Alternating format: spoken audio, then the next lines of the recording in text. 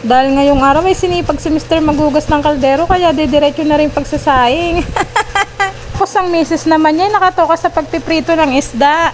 Dahil iisa nga lang ang aming kalan ay uunahin ko munang iprito yung isda bago magsayang si Mr. Himala nga kay Mr. at natulong na rin sa gawaing bahay pati na rin sa pagluluto ay nangialam na rin. Itatanong na dati kapag nagsasayang si Mr. ay sunog pero ngayon magaling na siya magluto. Naalala ko nga nung una siya nagprito ng itlog ay talaga namang nasunog. Kaya nga laking tuwa ko na unti-unti siya natututo. At dahil tapos na nga siya maglinis ng kaldero, ay aantayin muna naming maluto ang isda. Siyempre maglalabing-labing muna. Uy, hindi. Ang harot mo te, alam nang may nakabantay.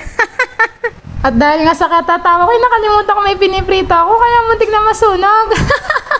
Grabe ang mga talsik ng mantika, nakakatakot talaga. Hindi ko na nga alam kung anong gagawin ko sa'yo para maiwasan lang yung mga talsik ng mantika.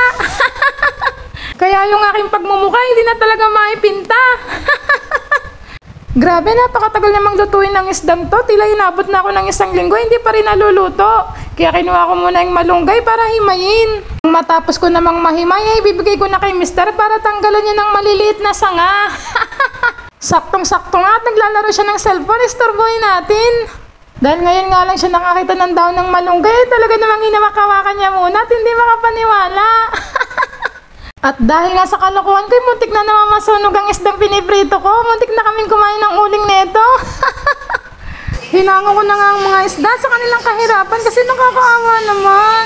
Okay na nga ang kalagay ng mga isda, ay magluluto naman ako ng kanin. Ay teka, bakit nga pala ako magsasayang? Eh di ba dapat si Mr. ang magluluto ng kanin? Alam nyo mga ate, kakaiba talaga ang pinaglalagay namin ng bigas. Hindi nyo na itatanong na bago ako makasayang dyan ay umiinit na ang ulo ko sa pagtatanggal lang ng taling ito.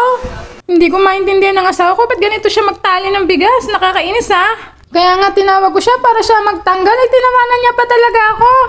Ang kuha talaga ni Mr. yung inis ko sa ginagawa niya. Dahil sa gigil ko nga gusto ko na siyang kurutin sa pisngi. At nang makakuha nga ako ng bigas ay diniretso ko na rin ang linis para makapagluto na kami ng kanin. At dahil magluluto naman ako ng gulay, ay numpisahan ko ng hiwain ng papaya.